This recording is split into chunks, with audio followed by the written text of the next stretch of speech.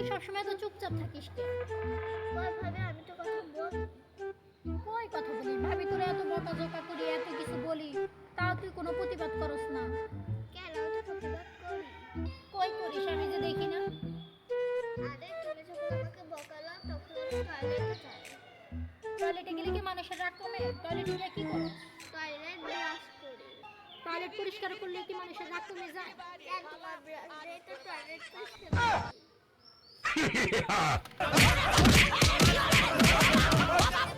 ও বাবা, বাবা গো।